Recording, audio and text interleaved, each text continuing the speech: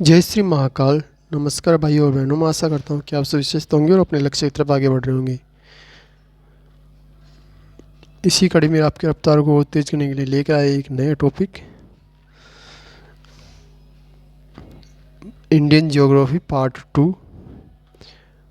हमने पढ़ा था पार्ट 1 और अब पढ़ेंगे हम पार्ट 2, जिसमें सारे रहे हुए टॉपिक आ जाएंगे ज्योग्राफी की। आज हमारी ज्योग्राफी पूरी हो जाएगी।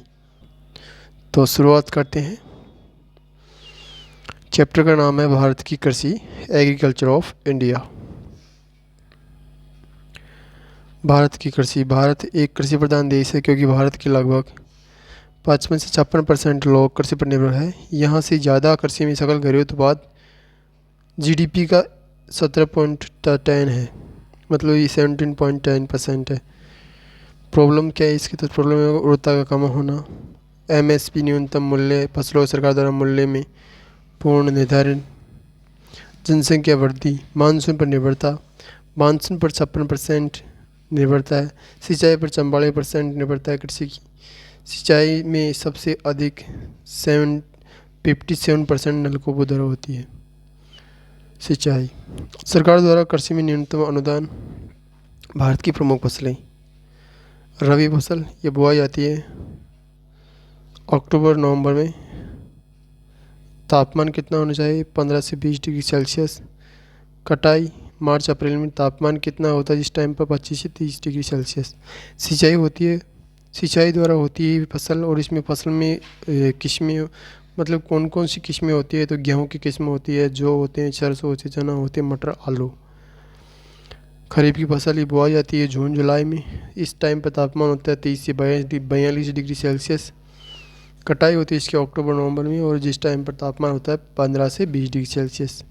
ये मानसून पर निर्भर रहती है फसल। इसमें बोई जाती है चावल, बाजरा, मक्का, कपास, तंबाकू और गन्ना। जायद की फसल ये बुआई जाती है मार्च में, और कटाई होती है जून में। इसमें बोई जाती है तरबूज, खरबूज, खीरा, ककड़ी और सब्जियां। मतलब ये बागवानी कृषि है एक तरह से। क्रियाकलाप के आधार पर फसलों का वर्गीकरण किया गया है, जिसमें खाद्य फसल चावल, गेहूँ, ये सारी खाने की फसल आती है इसके अंदर। खाद्य फसलों में जितनी भी फसल होती है खाने की, वो सब आती है। नकदी फसल में गन्ना, कपास, तंबाकू, आलू और जूट आते हैं। बागवानी फसल में चाय, कॉफ़ी, मसाले, फूल आते हैं। और उद्दीपन फसल में अफीम, भांग, गांजा आते हैं। दलहन की फसल में अरहर, मूंग, उड़द। और तिलहन की फसल में मूंगफली, सूरजमुखी और सरसों आती है। चावल, राइस, ये उष्ण पौधा है, गर्म और आर्द्र जलवायु की आवश्यकता होती है इसको। और कृषि की कुल क्षेत्रफल की 47% उगाया जाता है। ये भारतीय मुख्य खाद्य फसल है। छत्तीसगढ़ को चावल का कटोरा कहा जाता है। उत्पादन विश्व में सबसे अधिक चीन, दूसरे नंबर पर आता है भारत चावल के उत्पादन में। भारत में प्रथम नंबर पर कौन सा राज्य है? तो पश्चिम बंगाल है, फिर यूपी आता है, फिर आंध्र प्रदेश, पंजाब। गेहूँ, व्हीट, इसमें ग्लूटेन प्रोटीन पाई जाती है। कुल क्षेत्रफल 17% क्षेत्र पर गेहूँ की फसल की जाती है। ये भारत की दूसरी मुख्य फसल है। उत्पादन विश्व में प्रथम चीन है, प्रथम नंबर पर, और दूसरे नंबर पर आता है भारत। भारत में सबसे ज़्यादा उत्पादन होता है इसका यूपी में। और अगर क्षेत्रफल में परसेंट के हिसाब से देखें तो परसेंट के हिसाब से ज़्यादा पंजाब में होता है, और क्षेत्रफल के हिसाब से यूपी में होता है। यूपी के बाद में क्षेत्रफल के हिसाब से आता है पंजाब, फिर मध्य प्रदेश, फिर हरियाणा। नोट, ये नोट दे रखा है हरित क्रांति। नोट हरित क्रांति, ग्रीन रिवॉल्यूशन। विश्व में हरित क्रांति, इसकी शुरुआत मैक्सिको में हुई थी। हरित क्रांति का नाम किसने दिया था? तो दिया था विलियम गॉड ने। हरित क्रांति के पिता किसे कहा जाता है? तो हरित क्रांति के पिता कहा जाता है नॉर्मन ई बोरलॉग को। और इन्हें शांति के क्षेत्र में नोबेल पुरस्कार दिया गया था। क्यों दिया गया था? ये हरित क्रांति के पिता माने जाते हैं, मतलब ये हरित क्रांति का जनक माना जाए इसको। और इसको शांति के क्षेत्र में भी नोबेल पुरस्कार प्राप्त हुआ था। इनके नाम पर कृषि के क्षेत्र में बोरलॉग पुरस्कार दिया जाता है। इनके नाम पर ही कृषि के क्षेत्र में जो पुरस्कार दिया जाता है उसको बोरलोग नाम दे दिया है, मतलब बोरलोग पुरस्कार दिया जाता है जिसके पास से। भारत में हरित क्रांति हुई थी 1964-65 में। सूखा पड़ा था उस टाइम पर। हरित क्रांति क्या हुआ, तो खाद्य उत्पादन बढ़ने में उद्देश्य से हरित क्रांति की शुरुआत हुई। भारत में हरित क्रांति की शुरुआत कब हुई, तो ये 1966 में शुरू हुई थी। भारत में हरित क्रांति जो जनक माना जाता है भारत में हरित क्रांति का, वो कौन माना जाता है, तो स्वामीनाथन। गेहूं के उत्पादन से शुरू हुई थी ये। गेहूँ विश्व में तो मैक्सिको से मैक्सियन गेहूँ लाया जाता था पहले भारत में, तो गेहूं के उत्पादन से जुड़ी हुई है हरित क्रांति। बाद में इसकी प्रजाति बांट दी, कल्याणी, सोना और सोनालिका। जो हरित क्रांति हुई थी उसके बाद में इसकी जो मैक्सिकन गेहूँ था उसकी प्रजाति को 2 भागों में बांटते, कल्याणी, सोना और सोनालिका के रूप में। पंजाब, उत्तर प्रदेश, हरियाणा में सबसे पहले यहाँ शुरू हुई थी हरित क्रांति। सबसे पहले शुरुआत हुई थी पंजाब, उत्तर प्रदेश और हरियाणा में। गन्ना, भारत में गन्ने का जन्म स्थल ब्राज़ील। भारत गन्ने का जन्म स्थल है। भारत में मतलब जो गन्ना का जन्म हुआ था, मतलब गन्ना का पहला जो पौधा बना था वो बना था भारत के अंदर। ब्राज़ील गन्ने का सबसे बड़ा उत्पादक देश है और विश्व का, और भारत को गन्ना उत्पादन में 7वां स्थान है भारत में। और भारत में गन्ने का जन्म कहाँ हुआ, तो वो भारत में होता। भारत के गन्ना उत्पादक राज्य हैं, प्रथम नंबर पर आता है उत्तर प्रदेश, महाराष्ट्र, कर्नाटक, तमिलनाडु और आदि। मक्का, मेज। मक्का अन्य फसलों की अपेक्षा स्टार्च एक अच्छा स्रोत है स्टार्च का। यूएसए विश्व का सबसे बड़ा मक्का उत्पादक देश है। भारतीय राज्यों में प्रथम नंबर पर आता है आंध्र प्रदेश, फिर कर्नाटक, राजस्थान और गुजरात। चाय के बागान। भारत के असम में कुल चाय का 50% उत्पादन होता है। सबसे ज़्यादा भारत में होता है इसका उत्पादन चाय का। इसके बाद में सबसे ज़्यादा असम में होता है, भारत में राज्यों में, फिर पश्चिम बंगाल, फिर कर्नाटक में। विश्व में पहले स्थान पर चीन है उत्पादन में। उसके बाद में भारत आता है। उससे ज़्यादा निर्यात तो श्रीलंका में होता है। Black T of India. Bharat की ब्लैक टी विश्व स्तर पर मशहूर है। कॉफ़ी। भारत विश्व में अच्छी कॉफ़ी के लिए मशहूर है। भारत में 2 वैरायटी का उत्पादन होता है, एक अरेबिका और एक रोनरूस। भारत में कॉफ़ी उत्पादक राज्य है कर्नाटक, केरल और तमिलनाडु। विश्व में सबसे बड़ा कॉफ़ी उत्पादक देश ब्राज़ील है। और जो कॉफ़ी के बागान होते हैं ब्राज़ील में, उसको कहा जाता है फेजेंडा। दाल।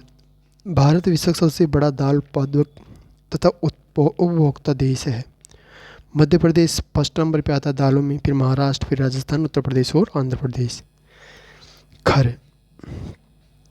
रबड़ पेड़ के दूध से प्राप्त की जाती है खर। विश्व में सबसे बड़ा उत्पादक देश है थाईलैंड। भारत में सबसे बड़ा उत्पादक राज्य कौन सा है, तो ये केरल है, फिर दूसरे नंबर पर तमिलनाडु, फिर त्रिपुरा। पहली पंचवर्षीय योजना का उद्देश्य कृषि को बढ़ावा देना था। भारत के पहले कृषि, ये महत्वपूर्ण तथ्य देखे, मतलब दे रखे है इम्पोर्टेंट रूल्स, इम्पोर्टेंट फैक्ट है ये। तो इसमें है पहली पंचवर्षीय योजना का उद्देश्य कृषि को बढ़ावा देना था। भारत के पहले कृषि विश्वविद्यालय की स्थापना 17 नवंबर 1960 में की गई। इसकी स्थापना उत्तर प्रदेश में हुई थी, लेकिन वर्तमान में यह उत्तराखंड का भाग है। और जो स्कूल थी, विश्वविद्यालय था 17 नवंबर को, वो कौन सा था, तो ये था पंतनगर विश्वविद्यालय। इस विश्वविद्यालय का नाम पंत कृषि विश्वविद्यालय है। भारत सरकार द्वारा कृषि के क्षेत्र में डिजिटलाइजेशन की शुरुआत की गई। इस प्रोजेक्ट के अंतर्गत सरकार द्वारा कृषि संबंधित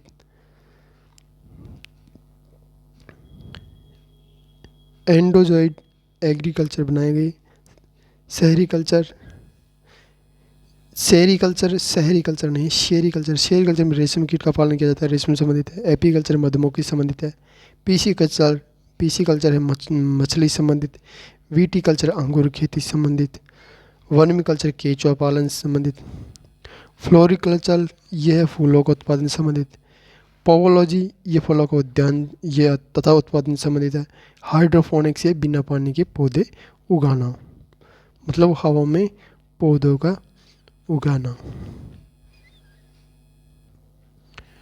भारत के पर्वतीय दर्रे, भारत के पर्वतीय दर्रे इस सेकंड चैप्टर आज का। भारत के पर्वतीय दर्रे, दो पर्वतों के बीच स्थित प्राकृतिक मार्ग को दर्रा कहा जाता है।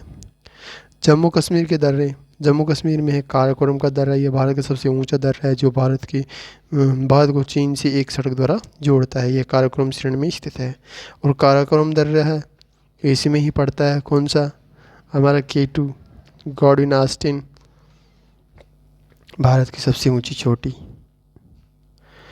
फिर आता है बुर्जिल दर्रा, यह दर्रा POK को जम्मू कश्मीर से जोड़ता है, मतलब POK को कश्मीर से जोड़ता है ये पाक अधिकृत क्षेत्र को। जोजिला दर्रा, यह दर्रा श्रीनगर को लद्दाख से जोड़ता है।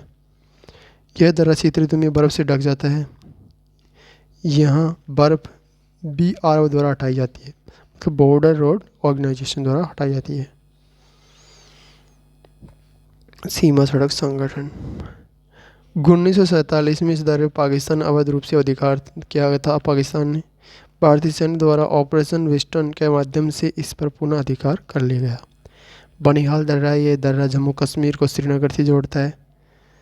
जवाहर सुरंग इस दर्रे से होकर गुजरते हैं जो कि 22 दिसंबर 1956 में पंडित जवाहरलाल नेहरू द्वारा खोला गया था इसको।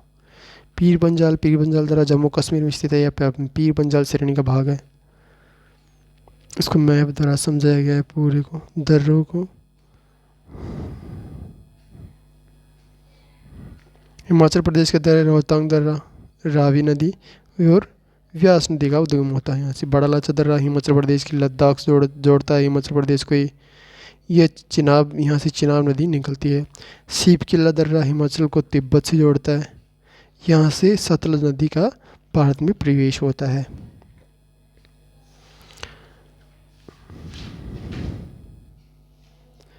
उत्तराखंड के दर्रे हैं नीति दर्रा, माना दर्रा, लिपुलेख दर्रा। कैलाश मानसरोवर इसी रास्ते में आता है। सिक्किम के दर्रे नाथुला दर्रा, सिक्किम है, चीन से जोड़ता है सिक्किम को। यह पुराना व्यापारिक मार्ग था, इसे 1962-2006 तक बंद कर दिया गया। वो 2006 में इसे वापस पुनः खोल दिया गया। जेलेपला दर्रा चीन को सिक्किम से जोड़ता है। यह तिब्बत कि लहासा नामक स्थान को सिक्किम से जोड़ता है। अरुणाचल प्रदेश के दर्रे, बोमडिला दर्रा अरुणाचल प्रदेश को उत्तर पश्चिम में स्थित है। अरुणाचल प्रदेश के उत्तर पश्चिम में या अरुणाचल प्रदेश को इंडिया मतलब भारत में स्थित है। ये जो इंडिया है उसको तिब्बत से जोड़ता है, मतलब कि अरुणाचल प्रदेश को लहास से जोड़ता है। यांग्याप दर्रा यह अरुणाचल प्रदेश को के उत्तर में स्थित है। ब्रह्मपुत्र नदी इससे होकर ही भारत में प्रवेश करती है। दिफू दर्रा भारत में स्थित है। ये भारत और म्यांमार के बीच विवादित है। खैबर दर्रा पाकिस्तान और अफगानिस्तान के मध्य स्थित है। पाकिस्तान और अफगानिस्तान के मध्य में स्थित है। आर्य भारत में इसी दर्रे से आए थे। खैबर दर्रा पाकिस्तान और अफगानिस्तान को जोड़ता है। इसी दर्रे से आर्य भारत में आए थे। ये बंदरगाह है, कांडला का है गुजरात में। फिर महाराष्ट्र में मुंबई है, नावासोवा है। फिर गोवा में मारमाऊ गोवा है, कर्नाटक में न्यू मंगलोर है, केरल में कोचीन है और फिर तितुकरण तमिलनाडु में है। चेन्नई भी इसमें है, तमिलनाडु में है। एन्नोर तमिलनाडु में है। विशाखापत्तनम आंध्र प्रदेश में, पारादीप उड़ीसा में और कोलकाता हल्दिया पश्चिम बंगाल में है। ये सारे बंदरगाह दे रखे हैं। भारत का परिवहन, ट्रांसपोर्ट ऑफ इंडिया।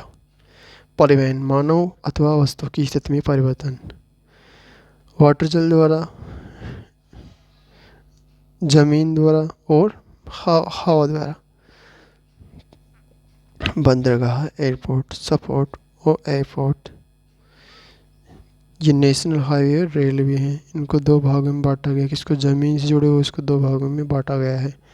जल द्वारा परिवहन, इसमें टू टाइप्स, नेशनल और आर्टिफिशियल आते हैं।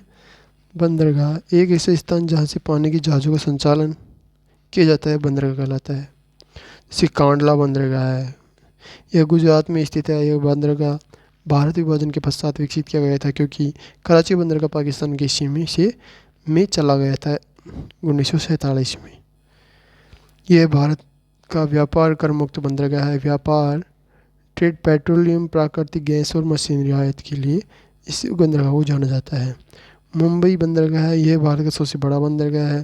मुंबई बंदरगाह को भारत के कृषि बाजार का द्वार कहा जाता है। नावासोवा बंदरगाह ये मुंबई में स्थित है। तो ये मुंबई द्वार बंदरगाह के कारोबार को कम करने के लिए बनाया गया था। इसे नेहरू बंदरगाह भी कहा जाता है। नावासोवा बंदरगाह भारत का सबसे बड़ा कृत्रिम बंदरगाह है। मारमा गोवा, तो मारमा गोवा कहाँ, तो गोवा में है ये। मांडोवी नदी के पास में है ये।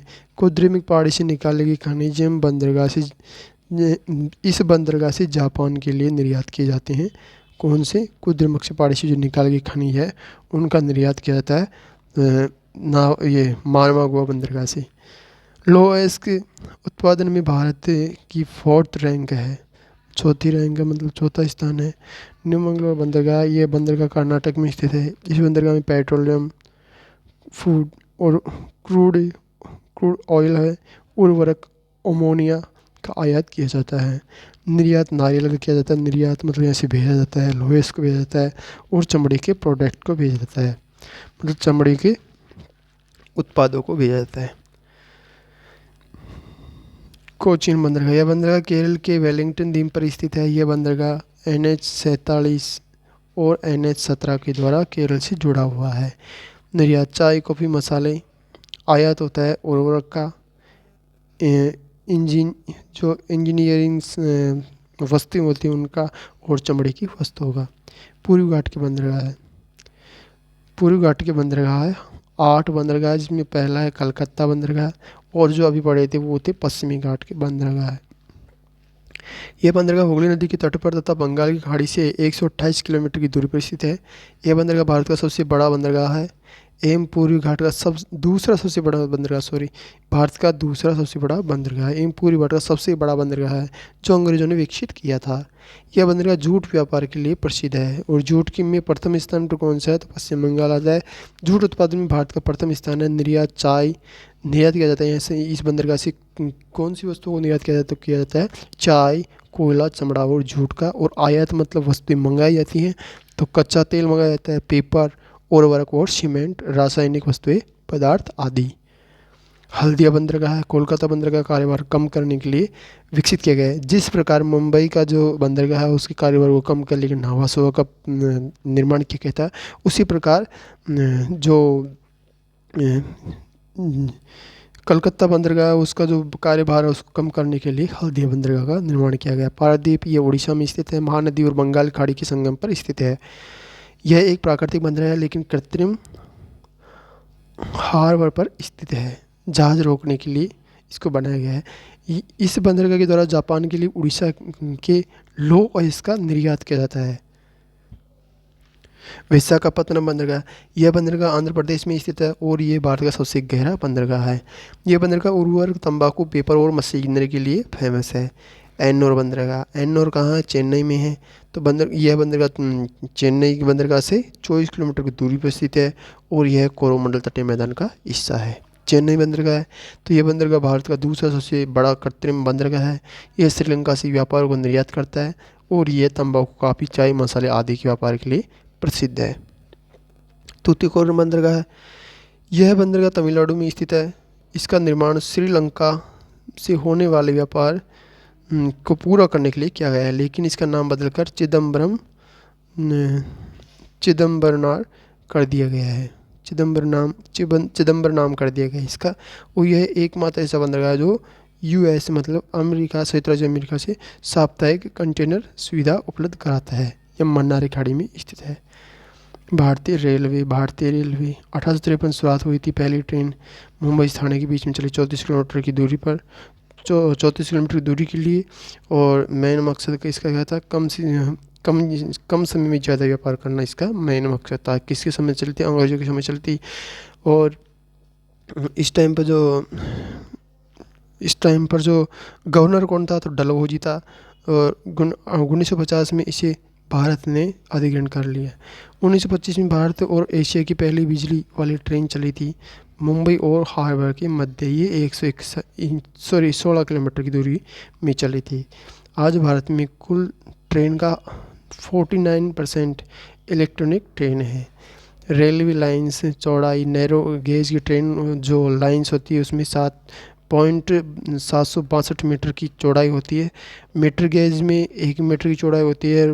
ब्रॉड गेज में 1.676 मीटर की चौड़ाई होती है। 2012 में जो यूनिगेज मिशन चलाया गया था, वो उसका उद्देश्य था कि मीटर गेज को लाइनों को ब्रॉड गेज में बदलना। रेवेन्यू राजस्व में 34% यात्रियों का लाभ, 66% माल ढुलाई। कोल उर्वरक, सीमेंट। आम बजट एक साथ पेश किए जाते हैं। रेलवे बजट, इसमें 1921 में ओगवार समिति का गठन हुआ था इन्हें अलग करने के लिए। 1900 ईस्वी में इन्हें अलग कर दिया गया और लेकिन 2017 में फिर से एक कर दिया गया। रेलवे जोन, तो फर्स्ट रेलवे जोन का जो किया गया था तो 1951 में किया गया था। साउथ रेलवे जोन है, ये फर्स्ट रेलवे जोन चेन्नई में है। टोटल जोन है 18 है, 18 जोन टोटल।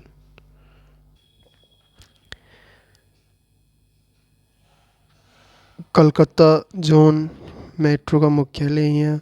रेलवे जोन कुल कितने, तो 18 है और ये मैप द्वारा इनको समझाया गया है। रेलवे जोनों में जो फर्स्ट नंबर पे आता है वो कोलकाता, क्या नाम इसका, चेन्नई आता है। फिर देखो उत्तरी रेलवे जोन है दिल्ली में, उत्तरी मध्य रेलवे जोन है इलाहाबाद में, दक्षिण मध्य रेलवे जोन है सिकंदराबाद में, और दक्षिण रेलवे जोन है चेन्नई में। पूर्वी रेलवे जोन है कोलकाता में, पूर्वी मध्य जोन है हाजीपुर बिहार में, और पश्चिमी रेलवे जोन है मुंबई में। पश्चिमी मध्य रेलवे जोन है जबलपुर एमपी में। उत्तर पश्चिमी रेलवे जोन है राजस्थान जयपुर में, और उत्तरी पूर्वी रेलवे जोन है यूपी गोरखपुर में। दक्षिण पूर्वी रेलवे जोन है पश्चिम बंगाल कोलकाता में, और दक्षिणी पश्चिमी रेलवे जोन है कर्नाटक हुबली कर्नाटक में। उत्तर पूर्वी सीमांत रेलवे जोन है वो मालेगांव असम में है।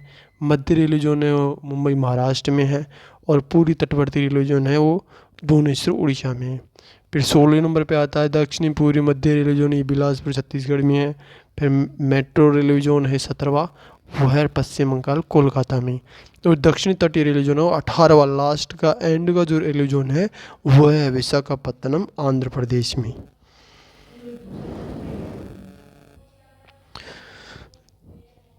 ट्रांसपोर्ट से जुड़े इसमें जो वो है वो पुराने हैं, इसलिए हम पढ़ेंगे भारत की झीलें। लेक्स ऑफ इंडिया, झील स्थल से गिरा हुआ पानी। हम अलग से बनाएंगे ट्रांसपोर्ट से जुड़े हुए वीडियो, तीनों के वायु, जल और थल की, मतलब सड़कों की संबंधित तीनों वीडियो अलग बनाएंगे। उसमें सारा नवीनीकरण होगा अभी 2023 के अनुसार। तो हम पढ़ेंगे झीलें। तो झीलें हैं स्थल से गिरा हुआ पानी का एक भाग। फॉर मोशन बनावट, प्लेटो की गति, अपसारी गति, दूर हटना। ज्वालामुखी, वो क्रेटर पर पानी भर जाता है तो ज्वालामुखी आती है। लेगून झील, सागरीय ज्वालामुखी झील होती है, वो क्रेटर पर पानी भर जाता है वो ज्वालामुखी झील होती है। लेगून झील होती है सागरीय जल से पीछे की ओर गति करने से बनी झील, जिसे चिल्का झील है वो लेगून झील है। झीलें प्राकृतिक के साथ कृत्रिम भी हो सकती है। कृत्रिम झीलों को सिंचाई करने के लिए, मछली पालन और टूरिज्म के लिए किया जाता है इसका प्रयोग कृत्रिम झीलों का। पानी के आधार पर झीलें दो प्रकार की होती हैं, मीठी पानी की झील और खारी पानी की झील। मीठी पानी की मीठी पानी की झील होती है पीने योग्य पानी होता है इसमें। खारी पानी की झील में पीने योग्य पानी नहीं होता, मतलब खारा होता है, लवणता होती है इसमें। जैसे वुलर झील है, डल झील, शेषनाग, वेरीनाग, अनंतनाग, गंगाबल, माजा, मानावल, ये सारी जम्मू कश्मीर में स्थित है।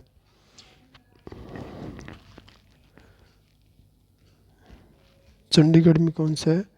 सुखना झील। हिमाचल प्रदेश में चंद्रताल, सूरजताल, उत्तराखंड में नैनीताल, भीमताल, खुरपाताल। राजस्थान में सांबर है, डिडवाना है, जयसमंद है, पिछोला है, पिथौरागढ़ है, राजसमंद है। ये झीलें हैं सारी, मतलब इसमें मीठे पानी की भी है और खारे पानी की भी झील है। महाराष्ट्र में लोनार है, हैदराबाद में हिमायत सागर, हुसैन सागर, नागार्जुन सागर है, केरल में वेम्बनाड है, आंध्र प्रदेश में पुलिकट झील, उड़ीसा के अंदर है चिल्का झील, क्षेत्रफल के हिसाब से भारत की सबसे बड़ी झील है ये, और ये लैगून झील भी है। सिक्किम में चौलहामू झील है, मणिपुर में लोकटक झील है। बुलर झील, यह झील जम्मू कश्मीर के बांदीपुर जिले में स्थित है। वो कश्मीर के बांदीपुर जिले में स्थित है। ये भारत की सबसे बड़ी मीठे पानी की झील है। वुलूर झील झेलम नदी के प्रभाव को कम करती है। तुलुर परियोजना वुलूर झील और झेलम नदी की संयुक्त परियोजना है। चिल्का झील, चिल्का झील क्षेत्रफल के आधार पर भारत की सबसे बड़ी झील है। तो ये कहाँ है? उड़ीसा में है। महानदी और बंगाल की खाड़ी के संगम पर स्थित है। चिल्का झील लैगून प्रकार की झील है जिसमें खारा पानी पाया जाता है। ये आर्द्रमुखी मतलब वेटलैंड, यह जैव विविधता को मुख्य भाग होती है और भारत में इसकी संरक्षण की आवश्यकता है। 1971 में आर्द्रभूमियों का संरक्षण के उद्देश्य से ईरान के शहर रामसर के आर्द्रभूमि संरक्षण हेतु बैठक का आयोजन किया गया था। इस बैठक के आधार पर भारत की पहली आर्द्रमुखी चिल्का को स्वीकार किया गया था। आर्द्रमुखी नहीं, आर्द्रभूमि चिल्का झील को स्वीकार किया गया था। भारत में कुछ 26 रामसर साइट स्थित है। भारत में कुल आर्द्रभूमि कितनी इस टाइम पर? 75। सांबर झील, यह झील राजस्थान में स्थित है जो तीनों ओर से जयपुर, अजमेर और नागौर से घिरी हुई है।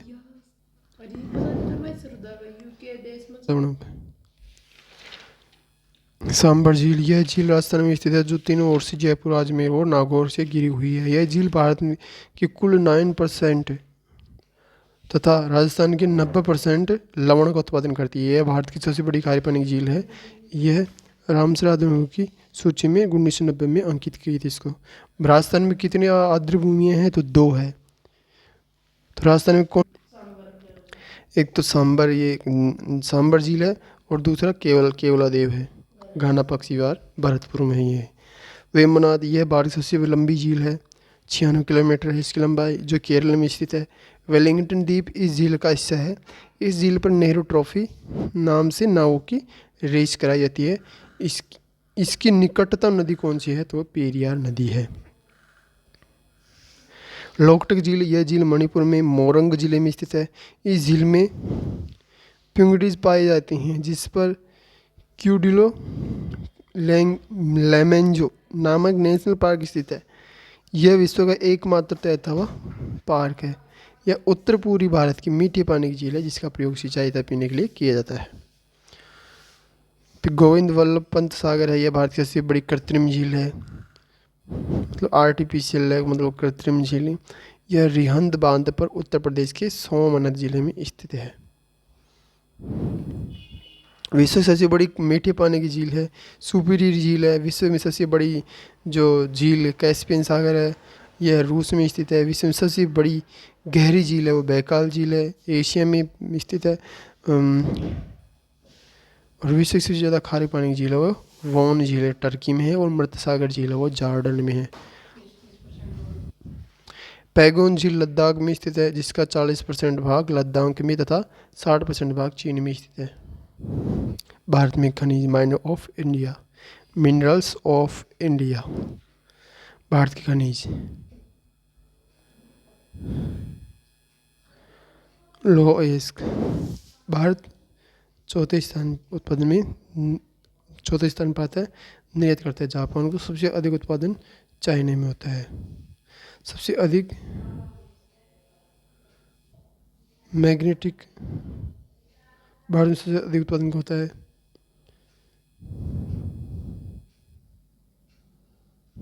भारत में उत्पादक राज्य है उड़ीसा, कर्नाटक। कोयला उत्पत्ति होती है जीवाश्म प्लस वनस्पति से। जितना पुराना कोयला होगा उतना ही कार्बन परसेंट ज़्यादा होगी उसमें।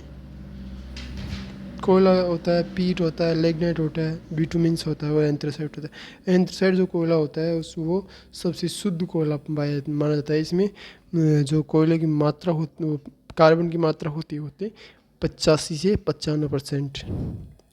सबसे बड़ा उत्पादक देश है चाइना इसका। तांबा, कॉपर, तो तांबा विद्युत का शौचालक है। तांबा मानव सभ्यता की प्रथम धातु कौन सी थी? तो तांबा थी। भूरा तथा लाल तांबा होता है। उत्पादन में भारत में सबसे अच्छी जो क्वालिटी का तांबा होता है वो राजस्थान में सबसे अधिक पाया जाता है। उत्पादक राज्य में सबसे ज़्यादा होता है एमपी के अंदर। इसे हम आयात करते हैं। विश्व में सबसे अधिक उत्पादन चिली में होता है।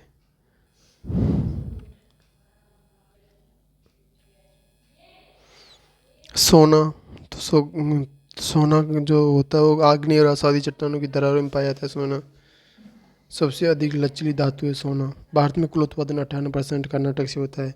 कोलार की खान या अट्टी की खान से, कोलार खान और अट्टी की खान से होता है। सबसे अधिक उत्पादक देश मतलब सबसे ज़्यादा उत्पादन होता है सोना का, चीन में होता है। और जो सबसे ज़्यादा भंडारण है वो जोहान्सबर्ग दक्षिण अफ्रीका में। विश्व के स्वर्ण नगरी के नाम से भी जाना जाता है किसको? जोहान्सबर्ग को। सबसे अधिक उत्पादक देश चीन है इसका। हीरा डायमंड्स कहते हैं इसको। ये हीरा सबसे कठोर अधातु होती है। हीरा कार्बन का सबसे शुद्ध रूप होता है। हीरा सबसे अधिक भंडार विश्व में है किम्बरले में। किम्बरले साउथ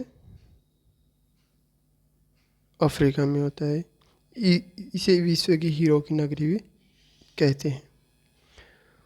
सबसे बड़ा जो मार्केट है हीरा का वो अंतवारी है। विश्व की हीरो की राजधानी कहा जाता है किसको? अंतवारी को। भारत में कर्नाटक उत्पादन करता है सबसे ज़्यादा हीरा का। कोहिनूर हीरा कहाँ पाया गया? तो कोहिनूर हीरा जो भारत का प्रसिद्ध हीरा था वो गोलकुंडा की खान से निकाला गया। पन्ना कहाँ मिलता है? तो मध्य प्रदेश में मिलता है पन्ना। सिल्वर चांदी विद्युत का सुचालक होती है। इसका प्रयोग ज्वेलरी के लिए किया जाता है तथा खनन होने और शीशे, इसका खनन होता है ना वो सोने और शीशे के साथ से होता है। मैक्सिको विश्व का सबसे अधिक चांदी उत्पादक देश है और भारत में राजस्थान सबसे अधिक चांदी उत्पादक राज्य है। जिप्सम औषधि चट्टान का उदाहरण है। जिप्सम रासायनिक क्रिया द्वारा बनता है। राजस्थान में सबसे अधिक जिप्सम का उत्पादन होता है। जिप्सम का सबसे अधिक उत्पादन करने वाला देश कौन सा है? तो है अमेरिका। टिन का प्रयोग चादर बनाने में किया जाता है, जिसका उपयोग छत बनाने में किया जाता है, संदूक बनाने में किया जाता है। टिन का प्रयोग भारत में टिन के सीमित भंडार है। भारत में छत्तीसगढ़ टिन का सबसे बड़ा उत्पादक राज्य है। और वैसे देखें तो विश्व में कौन सा देश है उत्पादक राज्य सबसे बड़ा? तो चीन है। मॉय या अब्रक सिलिकेंट एक रूप, ये सिलिकेंट का एक रूप होता है जिसका उपयोग पेंटिंग और विद्युत कुचालक बनाने में किया जाता है। वो विद्युत कुचालक जो प्रोडक्ट होते हैं वो बनाने में किया जाता है। पहले भारत था लेकिन वर्तमान में सबसे बड़ा उत्पादक देश है वो चीन है। आंध्र प्रदेश में सबसे ज़्यादा उत्पादन होता है किसका? अभ्रक का। ग्रेफाइट कार्बन कॉपर रूप है। ग्रेफाइट का उपयोग पेंसिल बनाने में होता है। जो पेंसिल होती है उसका जो अंदर का जो सीरियल होता है वो बनाया जाता है ग्रेफाइट से।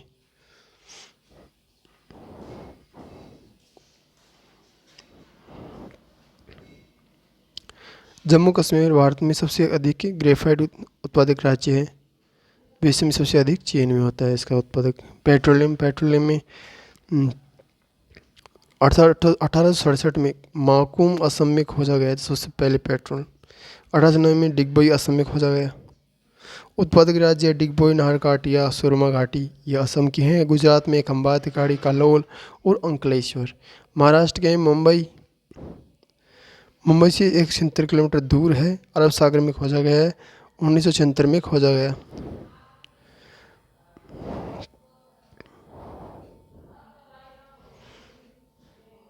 जो चौथे नंबर पे आता है वो कृष्णा और गोदावरी बेसिन में है।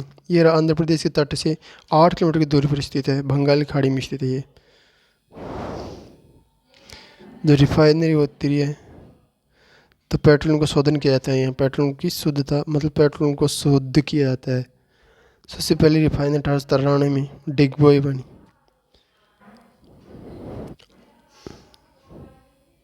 इसमें टोटल रिफाइनरी 23 है। इनमें 18 सरकार के अधीन, 3 प्राइवेट मतलब निजी है और 2 कॉरपोरेटिव मतलब दोनों मतलब सार्वजनिक है।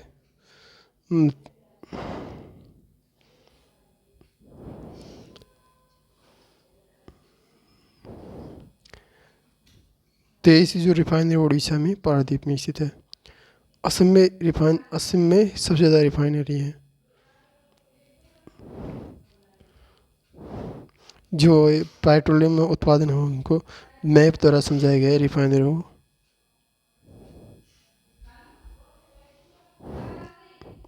नेचुरल गैस पेट्रोलियम की सबसे ऊपरी परत में पाई जाती है।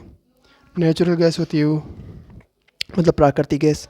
प्राकृतिक गैस का शोधन होने में से प्राप्त होती है नेचुरल गैस।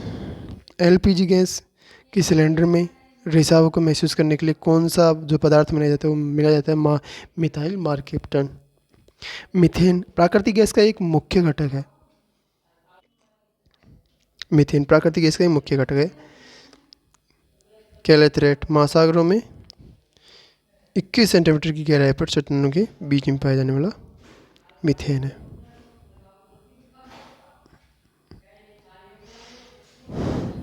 भारत की नदी घाटी परियोजना है। नदी घाटी परियोजना का उद्देश्य बांध या बैराज बनाकर नदी के दोहन करने से किया जाता है इसमें। और भारत की घाटी परियोजना मतलब विश्व में सबसे पहले नदी घाटी परियोजना की शुरुआत अमेरिका में के द्वारा टेनेंसी नदी घाटी परियोजना 1948 के रूप में की गई थी। भारत में पहली नदी घाटी परियोजना है वो दामोदर नदी घाटी परियोजना से शुरू हुई। जवाहरलाल नेहरू ने नदी घाटी परियोजना को आधुनिक भारत के मंदिर कहा। झेलम नदी परियोजना है। किशनगंगा परियोजना जम्मू कश्मीर में है मतलब कश्मीर में है और यह झेलम नदी की सहायक नदी है। इस पर भारत ने LOC की रेखा के पास बांध बनाया था, लेकिन पाकिस्तान ने सिंधु नदी घाटी के तहत इसका विरोध किया। वर्ल्ड बैंक ने इस बांध की हाइट कम कर दी। पहले प्रत्याशित हाइट 97 मीटर थी लेकिन बाद में 37 मीटर की हो गई। बिजली के उत्पादन 330 MW होता है, मेगावाट होता है। यहाँ से तुलुर परियोजना है। तुलुर परियोजना झेलम वुलर झील की संयुक्त परियोजना है जम्मू कश्मीर की। चिन्नम नदी परियोजना, बगलिहार नदी परियोजना, सुलाल परियोजना और दुलहस्ती परियोजना चिनाब नदी पर परियोजना है। बगलिहार नदी परियोजना या परियोजना चिनाब नदी पर जम्मू कश्मीर में स्थित है। 2005 में पाकिस्तान ने इसका विरोध किया। सिंधु जल समझौते के तहत इस परियोजना का विरोध किया गया था। उसमें कैपेसिटी है विद्युत क्षमता की विद्युत उत्पादन की वो है 450 मेगावाट। सलाल परियोजना यह भी चिनाब नदी की परियोजना है एवं जम्मू कश्मीर में स्थित है। इस परियोजना के अंतर्गत 3 हाइड्रो पावर प्लांट बनाए गए हैं। इसकी क्षमता 115 मेगावाट है। दुलहस्ती परियोजना चिनाब नदी पर स्थित है। 390 मेगावाट बिजली का उत्पादन करती है। विश्व का सबसे ऊंचा रेलवे पुल चिनाब नदी पर स्थित है। रिहाली क्षेत्र में भाखड़ा नदी परियोजना पंजाब और हिमाचल प्रदेश दोनों का ये ओन ब्रिज है। यह सतलज नदी पर स्थित है। भाखड़ा नागल बांध विश्व का सबसे ऊंचा गुरुत्वीय बांध है। इस बांध से इंदिरा गांधी ने निकाले गए हैं। इस बांध के पास गोविंद सागर झील स्थित है। भाखड़ा बांध का यूज इलेक्ट्रिसिटी प्रोडक्शन के लिए किया जाता है। नांगल बांध ये सिंचाई के लिए है। यह हिमाचल प्रदेश में स्थित है। कैपेसिटी है इसकी जो विद्युत क्षमता है विद्युत उत्पादन करता है 350 मेगावाट। सर छोटू राम की भाखड़ा नांगल बांध सर छोटू राम है उसको भाखड़ा नांगल बांध का पिता कहा जाता है। ये हरियाणा के निवासी थे। हरियाणा में प्रधानमंत्री नरेंद्र मोदी द्वारा इसकी मूर्ति का अनावरण रोहतक में किया गया। ऊंचाई इसकी 64 फीट है। सर छोटू राम की मूर्ति की ऊंचाई। गंगा नदी परियोजना गंगा नदी की परियोजना है रिहंद बांध परियोजना, यूपी में है, सोनभद्र जिले में स्थित है ये परियोजना। रिहंद नदी पर स्थित है। रिहंद सोन की सहायक नदी है। यह भारत का दूसरा बड़ा बांध है सिंचाई के मामले में। टिहरी बांध है, उत्तराखंड में स्थित है, गढ़वाल क्षेत्र में। यह है भागीरथी और भिलंगना, जो भिलंगना नदी है के संगम पर स्थित है। यह भारत का सबसे ऊंचा बांध है और इसकी ऊंचाई इसकी और जो टिहरी बांध है उसकी ऊंचाई है 260.5 मीटर, 260.05 मीटर।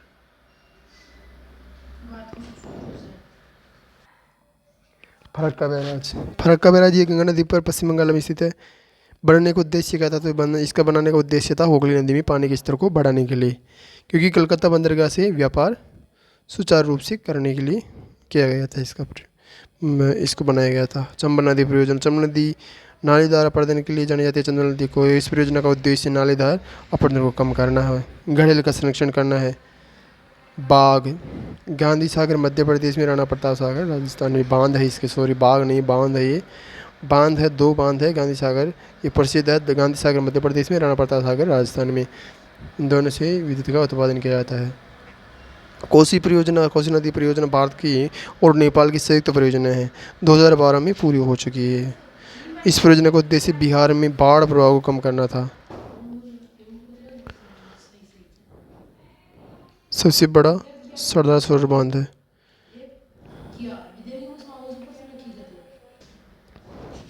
तुंगभद्रा नदी परियोजना, यह कृष्णा की सहायक नदी है। तुंगभद्रा परियोजना तुंगभद्रा नदी पर स्थित है। आंध्र प्रदेश और कर्नाटक के सह अस्तित्व से शुरू हो गई थी ये। और इस परियोजना का जो इस परियोजना के अंतर्गत है वो पेम्पा बांध बनाया गया है। इदोक्की बांध केरल में पेरियार नदी पर स्थित है। यह एक भारत का आर्ग बांध या चापाकार बांध है। कैपेसिटी है इसकी 780 मेगावाट विद्युत उत्पादन की क्षमता। मल्लोपियार बांध, यह बांध केरल में स्थित है, कार्डिमम पहाड़ियों के मध्य स्थित है। इस बांध का संचालन तमिलनाडु सरकार द्वारा किया गया था। सरदार सरोवर बांध ये गुजरात में स्थित है। पंडित जवाहरलाल नेहरू ने इसकी नींव रखी थी। मध्य प्रदेश और गुजरात के सूखे क्षेत्रों में सिंचाई करने हेतु यह भारत की सबसे बड़ी परियोजना है। इस बांध का उत्पादन पीएम मोदी द्वारा 2017 में किया गया था। इस बांध का जो उद्घाटन था वो पीएम मोदी द्वारा 2017 में किया गया था। सरदार पटेल की प्रतिमा इस बांध पर बनाई गई है। इसकी ऊंचाई 182 मीटर है, क्योंकि गुजरात में जो विधानसभा बीजेपी की सभा की सीटें 182 सीटें, गुजरात में भी जो विधानसभा सीटें हैं वो 182 सीटें हैं बीजेपी की, इसलिए इसकी ऊंचाई 182 मीटर कर दी। भारत की जनगणना, पहली जनगणना 1872 में लॉर्ड मेयो के समय हुई। जनगणना गृह मंत्रालय द्वारा कराई जाती है। पहली देश की जनगणना 1881 में लॉर्ड रिपन के समय हुई। 2001 में जनगणना कंप्यूटरीकृत जनगणना की गई। 2011 में इस जनगणना का नारा था हमारी जनगणना हमारा भविष्य। जनसंख्या, भारत की कुल जनसंख्या 121 करोड़। जनसंख्या की दृष्टि से सबसे बड़ा राज्य यूपी, सबसे छोटा है सिक्किम। भारत में विश्व की 17.5 जनसंख्या निवास करती है। भारत में विश्व की जनसंख्या की दृष्टि भारत चीन के बाद दूसरे स्थान पर आता है। और भारत की जनसंख्या Pakistan plus Bangladesh plus Indonesia plus Japan plus Brazil plus America, सारे देशों की जनसंख्या है वो भारत की बराबर है। नागालैंड भारत का केवल एक राज्य है जहाँ पर जनसंख्या घाटी सर्वाधिक जनसंख्या घटी है। जनसंख्या सर्वाधिक घटी है मतलब कि, और सर्वाधिक जनसंख्या है वो कौन से राज्य में? तो यूपी में, फिर महाराष्ट्र आता है, फिर बिहार आता है, पश्चिम बंगाल, फिर आंध्र प्रदेश आता है। सर्वाधिक जनसंख्या वाले ज़िले कौन से हैं? तो मुंबई का थाने हैं, दिवाक अरुणाचल प्रदेश से। जनसंख्या घनत्व है 1 किलोमीटर एरिया में रहने वाले लोगों की संख्या, जनसंख्या होती है वो जनसंख्या घनत्व कहलाता है। औसत 382 है भारत का जनसंख्या घनत्व मतलब। राजस्थान कितना है? 201 है, 200 या 201 है। अधिक जनघनत्व है वो बिहार में है 1100 से, पश्चिम बंगाल में, फिर केरल में है। कम जनघनत्व 1700 से कम अरुणाचल प्रदेश में है। केंद्र शासित प्रदेश सबसे अधिक जनघनत्व है दिल्ली में है, और सबसे कम है वो अंडमान निकोबार द्वीप समूह में। साक्षरता, कुल साक्षरता 74 है, पुरुष साक्षरता 82.1 है, महिला साक्षरता 64 है। सर्वाधिक साक्षरता वाला राज्य है केरल और मिजोरम। न्यूनतम साक्षरता बिहार और अरुणाचल प्रदेश में है। सर्वाधिक साक्षरता में जो असमानता है वो राजस्थान में है। सर्वाधिक साक्षरता वाला जिला है मिजोरम का और न्यूनतम साक्षरता वाला जिला है अलीराजपुर मध्य प्रदेश का।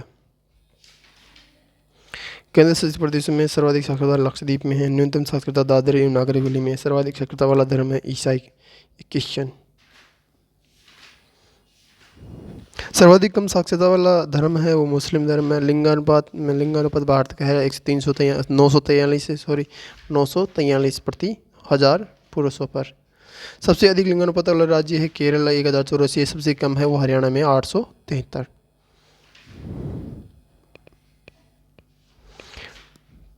सर्वाधिक जनसंख्या वाला धर्म है मुस्लिम धर्म। सबसे कम जनसंख्या वृद्धि जो सबसे ज़्यादा जनसंख्या वृद्धि वाला धर्म है वो मुस्लिम धर्म है और सबसे कम जनसंख्या वृद्धि वाला जैन धर्म है।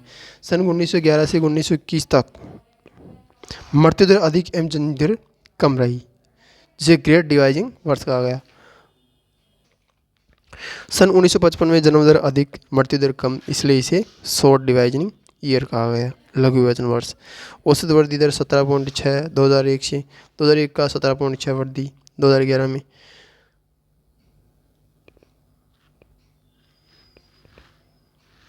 पुरुष वृद्धि दर 17.19 और महिला वृद्धि दर 18%। आज के लिए इतना ही, फिर मिलेंगे एक नई टॉपिक के साथ में आगे। तब तक के लिए जय हिंद, जय श्री महाकाल।